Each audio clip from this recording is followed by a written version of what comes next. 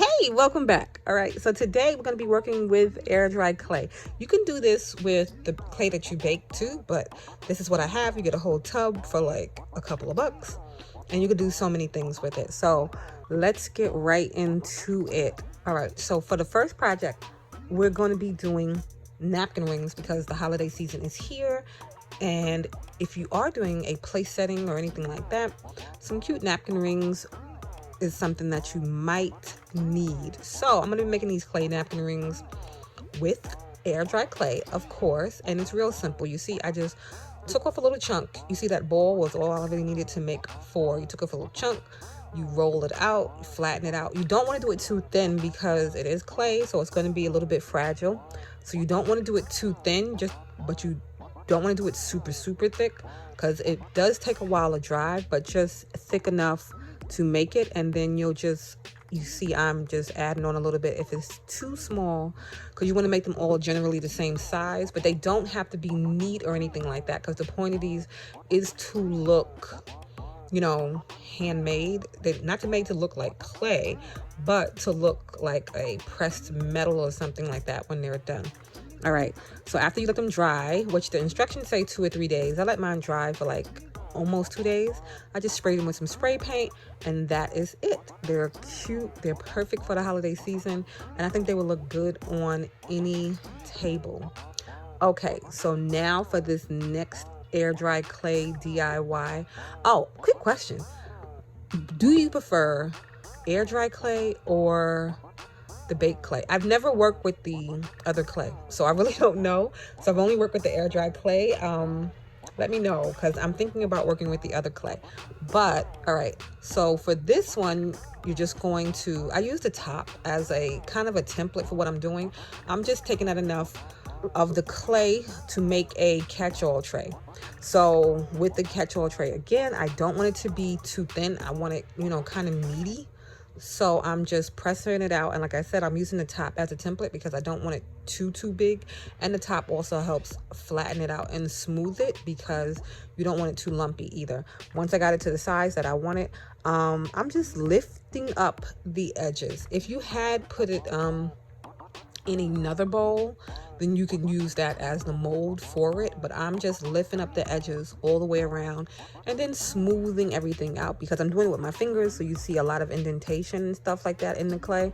So I'm just smoothing it out all along the ridges, inside and outside. It takes a while to do this, but it's best to do it while it is still nice and moist. Once you're done doing that, then you can come in and just take a little bit and make just a thin little strip of the clay. You could do it in sections like I'm doing here, or you can do it in one long piece. And a lot of the pieces out now that have the single line drawing of a face or whatever. So I'm just doing that. So I'm just doing something real simple for my drawing. And well, it's not a drawing, but a look-like drawing. I'm just molding out just basically a half a face with a nose and a mouth, and then it's gonna have the eyes, one eye, and eyelashes.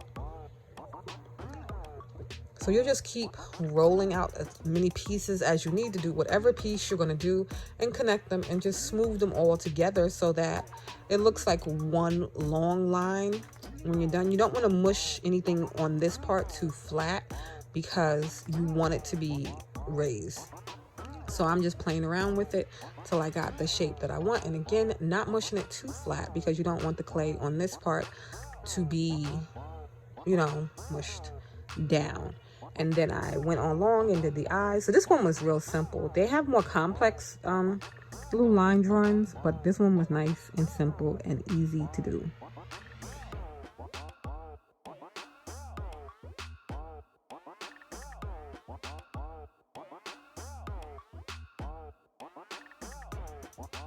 So once you're done putting all those pieces together, and then you see the little green spot in there, that was something that I rolled upon. So be careful with that.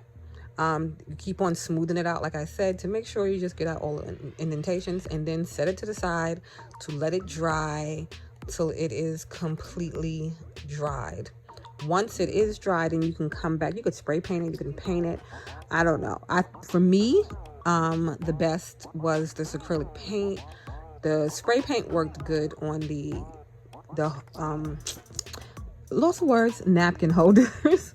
But for this, it was nice and easy, and I got in all the cracks and crevices with the acrylic paint, and it only took a little bit to do. And then I set that aside and let that dry. I don't know, would you have left it in the natural color, or would you paint it a color? Because I think it's cute in the black, and I think it gave it a whole nother little look. And then I came after it dried and just went slightly over the top with the gold paint. I didn't get in there and all the cracks and stuff like that, because I just wanted it to look like it was hand done, you know, and chic, modern, boho. I don't know what to call it, but I love it. And this is it when it's done. And it does fit jewelry, it does fit keys, it fits everything real nice. So it's the perfect little catch-all tray you can have by your bedside table or at your front door. Okay, so let's do the last one. For this one, so again, holiday times, I did see this somewhere. I just can't remember where I saw it. It had to be Pottery Barn or Wellsdale, one of those places. Can't remember where I saw it. But I was like, I could do that. So I got this Dollar Tree vase, and I just took the top of a spray paint to top just to elevate it, but you can use anything that will fit inside the vase. And then I put a Dollar Tree candle right on top, and then I'm just rolling out a good hunk of the air dry clay, and again rolling it out. I try not to do it directly on the floor. If you do it directly on the floor, you can just clean it up later, but it does, you know, mush in there, and then you have to mop or whatever. If it's not the floor, you don't have to mop it. I don't know, but you would just play around with it. I don't want it to go up the whole way. I just want it to go up to cover that piece and a little bit of the candle. And I'm just rolling it out because I don't want to I don't want it to be too thick, but I want it to be thick enough to have make an impression, if that makes any sense. So I'm just rolling it out till I get it long enough to wrap around the whole vase there. Once I have that, then I just, again, like I did with the other ones, just mushed it together and then smoothed it out with my hands. So like I said, I mushed it together, smoothed it out with my hands. This doesn't have to be perfect either, because that's the point of it. It's supposed to look a little rough around the edges, and that's like what I like about using the clay. I like pieces that look like natural pieces. I don't know, are you a smooth person or a rough natural person? I don't know. Me, I like abstract looking like things. So once I was done, I just smoothed it out just a little bit by rolling it on the floor. But, you know, you can still see the indentations, like, you know, from my hand rolling it. And then I just took the back end of a pair of scissors and did little indentations down. You can use anything that will go through. And then I just wear it, you know, you can see it peeking out when you roll down. Just mushed that back in. I came back in later and made more lines because those lines weren't enough for me. And then I let that dry. This one took the longest to dry because it is the thickest. So this one took over 2 days to dry. Once it was dry, I came back in and painted it with the acrylic paint. This is where I don't know if I should have painted it. I'm thinking I should have left it natural, or I should have left it with this black paint and then the little cracks of the natural coming through. But I'm not 100% sure. But if you wanted it to be nice and even, you could just tape around the glass part. You could spray paint it and get in all the cracks and stuff. I did it like that because I wanted to come back in the cracks and go in with the gold paint and then kind of give it like a little distressed.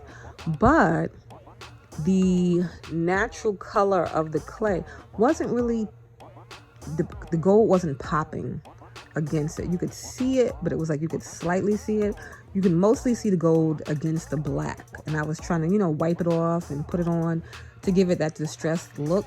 But it didn't come out exactly the way that I wanted it to. I don't know. Let me know if you would have left it natural, if you would have left it with the black in the clay, or if you would have did it with the gold and just kept going over it and over it until you got the right distressed look. But this is it. I do think it's cute, but I'm just not 100% sold on the color. So, hope you enjoyed. If you did, please give it a big old thumbs up, and I will see you in the next one.